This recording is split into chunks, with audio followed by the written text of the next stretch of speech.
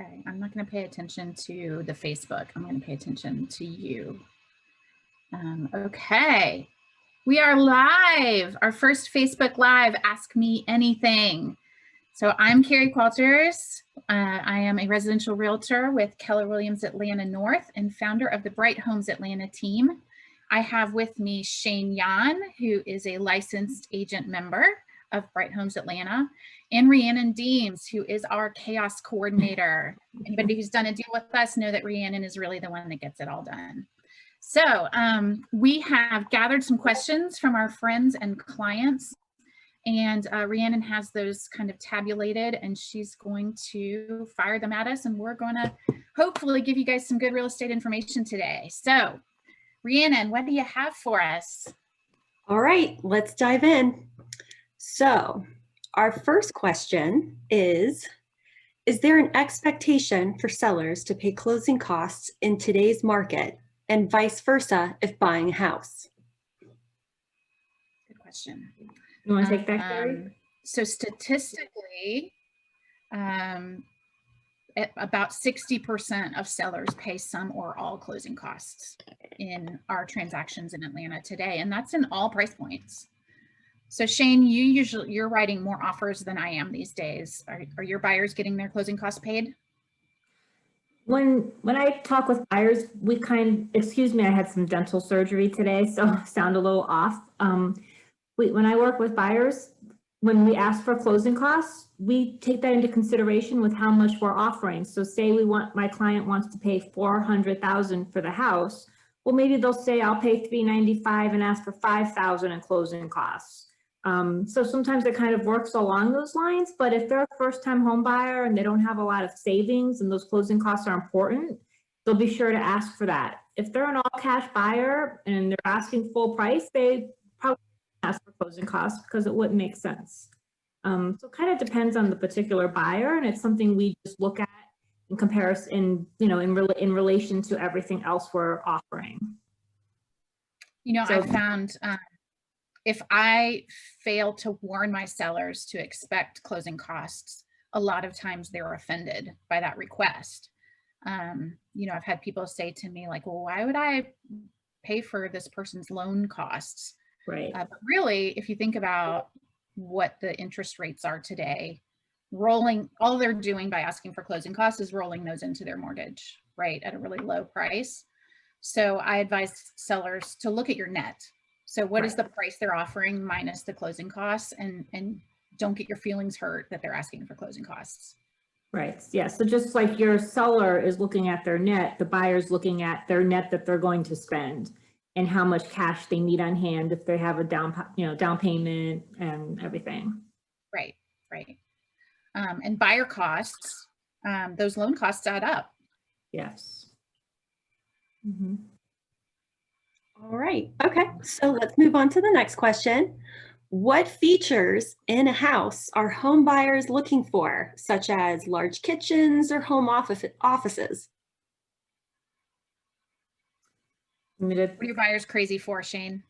Yeah, I work with a lot of buyers, and I would say it depends on the particular buyer. I would say like this past summer, because of COVID, a lot of clients were looking for houses with pools or space to put a pool in. I mean, you could not find a house with the pool to save your life, no matter what. I had a client looking up to $1 million and we couldn't find a pool. Or a yard in the Pope district, big enough for a pool. I think a lot of people were also looking for home offices or quiet places where they could work away from the family and the barking dogs. Do you think that open floor plans are a thing of the past? Open concept?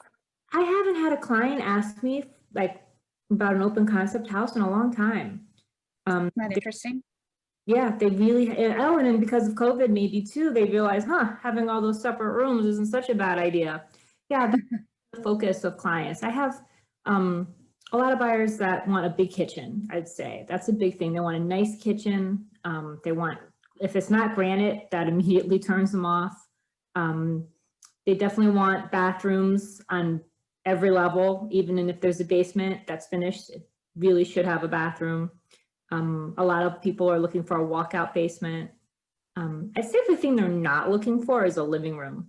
Nobody ever wants a living room. And Good point. Yeah. what do I do with this room? What is this room? Like, well, it can be an office. This is a stupid It's your room. formal living room. This is a stupid room. Stupid room. Why is this here? They should have made the kitchen bigger. Yeah. You see yeah. new builders putting French doors on that room, and that makes a Yeah. little more sense. Yeah. But right. They would rather have the room in the kitchen with a big island, right? Yep. Mm-hmm. I think it's easier to say what buyers don't want. Yes.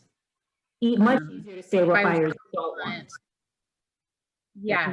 What are some things that we know that buyers definitely aren't looking for? That's a They turn don't off. want, a big one is power lines. They don't want to be near power lines. They don't want That's true. a flood zone. They don't want to be in a busy street. Some don't want HOA neighborhoods, some do. You know, some don't care, but there are a lot of people say, I don't want an HOA neighborhood. I don't want to be restricted. Things they I'm don't. seeing that too. Yeah. I've had some buyers not want master on main. That comes up sometimes, but not as a rule. They don't want. Yeah, I think you hear rooms in general that master on main is a popular, hard to come by thing. I think the I don't know, what I see on national media is that master on main is hot and all the boomers want a master on main. But I find more, maybe it's because our clientele is 40s and 50s. They want to be on the same level as their kids. Yeah, we work with a lot of people. And the baby boomers have smaller homes. People with younger kids, they don't want master on main. And then older people prefer that. But yeah, so since we work with a lot of young buyers, I'd say they request no master on main. So it's not necessarily a deal breaker, but it's a consideration. One thing driveway. Oh, steep driveways, yeah. Garage placement. I know we've had some buyers that have had strong opinions on garage placement too. You mean they don't want the walk ups? Yeah. We've had that, yeah. Or side entry garage is more popular than a front entry garage. Yes. Be that picky. They don't want to see the garage. Buyers are picky. Wouldn't you say? Buyers are picky? Yes, buyers are picky. Even in a strong seller's market, the buyers are still picky. I see a lot of people, what is interesting is, and I'm finding this in a lot of homes, especially in Cobb County, is the master's large, the rooms are large, the secondary bedrooms are really small. And buyers do not like that. They don't want their kids to be in these little teeny rooms. And then you have this giant master with a sitting area and 2 fireplaces. And I see a lot of buyers get. Right. Why are the masters so big these days? They're crazy. Sometimes they are crazy big, and clients are like, what am I going to do with all this space? What am I going to put here? I have to get a sofa now for my master. And, why'd they make Joey's room so little? So that can be frustrating for buyers. All right, I've got another question. How long is the home buying process, especially in Atlanta right now? Good question. A lot of it depends on whether you're financing with a mortgage or not. If you're paying cash, you can close in as little as a week. But lots of times you can't even do that because the seller needs to move out and find a place to go. I would say the biggest factor in the length of a closing is the appraisal, wouldn't you say, Shane? Probably. That's usually what we're waiting for. Often we're waiting for the appraisal, and that holds up the loan if there's a loan. And last year with COVID, there were delays just because of staffing on all fronts. The attorney, the lender, things were taking a little bit longer, but you can still easily close on a house in 30 to 45 days, wouldn't you say? That's definitely average. Easily, we almost always write contracts for about 30 days, 28, 30 days. And it pretty much gets done on time. Yeah, I'd say the average is about 30 days. Yeah. From when you find the home, that's 30 days from when you find the home. People, if you're saying how long is the whole process, some people might look for that house for months, but once you go under contract, it's about 30 days. Yeah, that's a good clarification. A lot of the process is just figuring out what you want, right? Yeah, everything's different and you don't know exactly what you're going to find on the market. And sometimes people find things right away and sometimes it takes a little bit more time to find what they need. So we just And some buyers are looking in this one specific elementary district, and some buyers say, well, I could live here, here, or here. So you kind of need to explore all those areas before you narrow it down. That takes a few more weeks, probably. Yeah. All right, next question. How important is staging, and is it really worth it? Carrie. Yes, you guys know how I feel about this. So staging has gotten more and more popular. We've been staging every one of our listings as part of our same fee for years. Whether it was a $60,000 listing or $1 million listing, we still do a staging service by a professional stager. I used to try to do it myself, and I realized that I'm just not as good at it as a pro who looks at it with a totally different eye. And now it's kind of the camera's eye. You have to be looking at, like, we hide cords and trash cans and bath mats and things that when you're sitting in the room are not a big deal, but when the camera is looking at the room, they really stand out like a sore thumb. So it's a different view than standing in the room.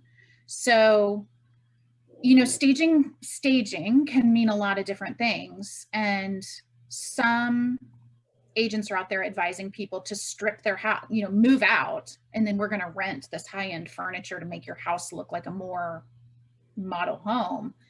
And what we do in a furnished home is we have a consultant that comes in, walks around, moves things, because furniture placement is most of it. If you've got a big old armchair right in the walkway, because that's the best place to watch TV, and you should totally do that when you live there, you got to move it when it's time to sell, because people will walk in the room, they got to feel like there's tons of space. And then they'll accessorize it. They'll take some of your things down, they'll buy some things at Home Goods and put them up, you know, just little tweaks that make it look picture perfect, right? But it's not stripping the house of you. That's HGTV says take everything down and make it really over neutral. And we almost advise having a little bit of warmth to it. A couple of family photos isn't going to turn a buyer off. Yeah. So that's, I feel so strongly about it that we provide it for every seller, because it's just not an option. Yeah, I love that that's one of our, that's just a normal part of our listing process, because it does make a huge difference across the board. Okay. Our next question is, how does a single woman find out if she qualifies for a loan, and how much she should have as a down payment for a home or a townhome? I love this question. I do too, because I think that a lot of single women are intimidated by the home buying process. And I'll say, unfamiliar. Yeah. Or, you know, it hasn't been that long that women have even had the right to buy their own home, you know, in the grand scheme of things. So,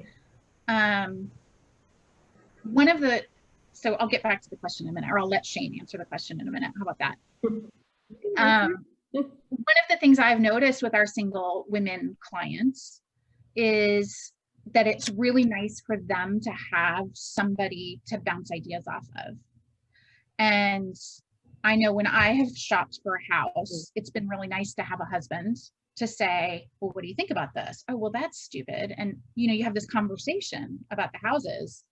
And when you're single, woman or man, looking at houses, you don't have that partner to talk about the pros and the cons and just bounce that conversation off of. So as a realtor, we get to be that person for a single buyer. And that's been kind of fun and rewarding to help them, you know, walk through that decision. But that wasn't the question. So I'll let Shane answer the question about. I forgot the question. I was thinking on House Hunters, they always have them bring a friend, or there's always two people, right? So they can, Exactly. and then there's the realtors have you, they make you bring somebody. If it's not a husband, it's a best friend, a cousin, somebody. Yes. But what was the question? How do you get a loan? The question is, how does a single woman find out if she qualifies for a loan, and how much she needs as a down payment for a house or townhouse? Okay. Well, generally, if we're working with, whether it's a couple or a single person, we'll refer them to a mortgage broker, a lender who they can talk to about those types of questions and what kind of loans are available to them. There's VA loans they could be eligible for, FHA loans they could be eligible for, conventional. And I mean, you can put down as little as like 3%, right, Carrie? Or is it 3.5%? You can put down some, I mean, if it's VA, it's nothing, but if it's, you can put down 3% with an FHA, right? Veteran programs that are 0 down, and then I've 3 and 3.5% down programs of conventional and 3.5. Right. So it depends Plus on the your closing individual costs. Don't forget, you're going to have some closing costs above that down payment. The down payment, you're going to need the down payment plus closing costs, which average about 3% of the purchase price, around there. So if it's a $300,000 house, maybe 9,000 or so is what we would estimate in closing costs plus your down payments. And some buyers also forget that it's going to cost some money to inspect the home. So, Right. you know, you're going to have some cash to pay the inspector to do any inspections of the property. Right. And that's cash that'll be out of hand before, you know, closing. It's not something you can put into the, you know, roll into the loan. And then there's also moving costs too, renting movers and stuff like that. There will be a little, you know, some things like that that will come up. And you can't be on furlough. Your credit, you know, has to be at a certain level, but those are things that a mortgage broker could answer. Right. We always refer those questions to a mortgage broker because it's changing week by week. The government is always tightening and loosening loan qualification standards. And so we know generally, you know, what you need to do to get yourself ready for a loan, but it's always good to have a relationship with a mortgage broker who can advise you. And if you're not ready to purchase a house yet, they often help you get ready. Right. Sometimes moving money around, paying off this credit card, closing that one, you know, and it's not always what you think it's going to be. Right. And they can give you good advice. You know, they can give you good advice as to how, if say you have a credit score issue, how to make your credit score better and what you can do to be ready to purchase in 4 months, 6 months, whatever it may be. And we find a lot of clients find out, like I had a client this past summer who was renting at $1,500 a month, didn't think he could afford a house. Turns out he ended up getting a 3-bedroom house with a swimming pool and paying the same monthly in his mortgage. $1,500 was his total mortgage, including insurance and everything. And now he has a 3-bedroom house with a pool. That's so amazing. Yeah. I love that. And then we also have clients who apply for their loan and find out they accidentally didn't pay their taxes last year. So find that out early before we have put a contract on a house, because you may lose the house. Because there's things that can happen on your credit and financial picture, whether it's your fault or something else. We've had cases of identity fraud that have held up loans. So it's always good to start early on that pre-qualification progress. So taking a piece out of Shane's answer and what she was talking about with inspections, because I know that we were actually talking about this recently as well, but what type of inspections would we recommend to our clients, to our buyers? You want to say, Carrie? Okay, I'll say. Well, there's always a general home inspection, but then there's specialty inspections. Shane, I'll let you tell about some of the things that your buyers pay extra to have inspected. Okay, yes, you can have as many inspections as you want. There are a lot. Oftentimes we'll recommend, if the house has septic, you can do a septic inspection to inspect the line and the tank. People will do a radon inspection to see if the house has high levels of radon, which is a gas that comes up from below the house, and one house might have it and the next house might not. You just never know. So you can do a radon inspection. We often recommend a termite and pest and rodent inspection. Shane and I both know about that one. Pardon? That Shane and I both know about that one, the importance of that one. Yes, we both have rodents in our house. Rodents in our house, and I'm on a permanent plan to deal with those rodents. And you had sometimes be like me and get a permanent plan where we have traps all along the outside of my house, or you can do an exclusion program. And those are things you can ask the seller. If you find out that the house has rodents, that's something you can ask them to take care of. They can put in an exclusion system where the whole roof is, closed up, and you can have them trapped, taken out, taken care of. So that's why it's good to get an inspection like that, because I would say 70% of our inspectors find evidence of rodents in houses, and people had no idea. It doesn't mean they're unclean. You just don't even know that they're there. Another inspection is the water line from the house to the public water. It's the sewer line. Sometimes people will have those inspected as well. You could do a lead paint inspection if you want. I've never had anybody do that, but you could. You could do a mold test if you wanted. I've had a couple of mold inspections just to find out what it would cost. Like, they knew they wanted the house, but there was some mold. It was obvious to us when we were in there. What would it cost? How extensive is it? Is this something that can be treated and taken care of? So sometimes it depends on the situation of the house. A little bit of mold is not a reason to completely walk away, right? Mm-hmm. I get a lot of buyers that Mm-hmm. says there's mold in the laundry room, and but really it's not necessarily a death sentence for a house. Like, some people think it is. Right. And in that particular case, that was the guy with the 3-bedroom. They bought a house that had mold in it. They asked the inspection, but the inspection came through and said, it's not that serious. It's contained to this one area. You can get it treated and taken care of, which we did. We asked the seller to do it. Done. Mm-hmm. Done. Nice. Yep. Yeah. Another one we sometimes have is have a structural engineer come out to the house. But that's often as a follow-up to the main inspection, which a lot of these inspections can be. The main home inspector may say, this looks kind of iffy, but I'm not sure about the HVAC or about structure. And so we might have a specialist come out after the first inspection. Yes, true. That does happen a lot after the main inspection. HVAC inspector, roof inspector, not necessarily inspector, but evaluator. Yes, like roof is a big one. Yep. Mm-hmm. All right, we've been on for about 20 minutes. So I think we probably have time for one more question. Pick a good one, Rhiannon.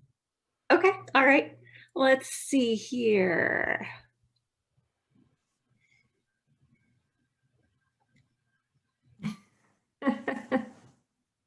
Should buyers write personal letters to sellers? No. It's a good question. It is a good question. It's really popular right now because we're having houses go with multiple offers for buyers to write a love letter to the sellers and go on about how much they love the house, all these things. I might be kind of weird, but as a listing agent, they sometimes annoy me. But I'm not going to pass that on to the sellers. That's just my own little personal hang up. But here's the danger. Let's say a buyer writes a letter and talks about how they can't wait to see their kids running down the stairs on Christmas morning, right? And so they're hoping to appeal to the heart of the sellers and drum up this sentimental feeling and get their offer accepted. The problem is they've said, I'm a family and I'm Christian. Right there, the seller is in danger of accepting an offer based on those two, that they're a family and that they're Christian. And if they do that, and if anybody can prove that they did that, then that's a violation of fair housing, which is a federal offense. So I don't want to put my seller in that situation of potentially being blamed. Now you can say, like, who's going to find out? And sure, it's just not worth it, in my opinion. So I know I've written them, so this is a topic, and I know, Shane, you write lots of offers, and right now it's multiple offers. Do you think those letters help? A few years ago, I had a multiple offer situation where a client had a very low price range, and it was every house she made an offer on, there were like 20 offers. And finally, for the last one, she did write one of those letters, but she really felt it. She really wanted them to know. It wasn't so much describing her family. It was more just like when they walked in, they loved this house, and they pointed out like the mantle was handmade, and it reminded her of her grandfather's cabin or something. Like, and it was sweet. And they did get their offer accepted, so I don't know if it So it worked. She was showing appreciation, right? Yeah. But what I'll tend to do, like recently I had a client, a couple who really, really wanted the house, and they asked me if they should write a letter. And I advised against it. And I ended up, when I sent the offer myself, I added a paragraph describing how they loved it, but coming from me, it was more generic and like, just so you know, here's our offer. I just wanted you to know my clients really want to make this work. Let us know if there's anything else we can do. They love the neighborhood, just general things. They love the garden that the seller planted. And, I didn't say they pictured their grandkids gardening. I just said they love the garden. Yeah. And, they love the kitchen and some of the upgrades. And they could just tell the house was meticulously maintained, and just to let them know that they really were interested. And right. Well, as a buyer's agent, you should, in whatever way you can, let the listing agent know that your buyers are serious. Yes. Because a lot of buyers are canceling contracts because they get excited in the heat of the moment and the multiple offers and get it under contract and then get cold feet. So we are seeing more contracts fall out than ever before. So to communicate to a listing agent, my buyers are really serious about this house. They really love it. They're not going to be picky on an inspection. They're really chill. I'll tell a listing agent, these buyers are really fair and chill people. And we promised you a no-drama transaction. And I think that carries a lot of weight with a listing agent for sure when comparing otherwise to offers. Yeah. Right. And I always have a telephone conversation with the listing agent before we even make that offer. Yeah. So I explain what we loved about the house and, what kind of buyer they are and like why they're so interested. Like in this particular case, they were paying all cash, and I didn't want the agent to think, it'd be easy to walk away as soon as we found a better investment, or that they were investors and not real serious. Right. Wanted them to know that they were really serious, because it was the first day it was on the market and there were going to be multiple offers. Perfect. So awesome. And they did get it. Mm-hmm. Yay, they got it. Got it. Their grandkids are going to be in the garden. They are. Yeah. Okay. We've answered 30 minutes worth of questions. So I hope that was really helpful to anybody. We answered a lot of the questions that we received, but not all of them. So if you asked a question and we didn't get to it, I'm going to email you and make sure that your question gets answered. And we will be on again next week. So if you enjoyed this and you know anybody who is maybe thinking about buying a house in 2021, this would be a really, low stress way to learn a little bit about the process. Join us on Facebook next Thursday afternoon. We'll be sending reminders. So have a good rest of the week and an awesome weekend. And thanks for tuning in. Bye. Bye.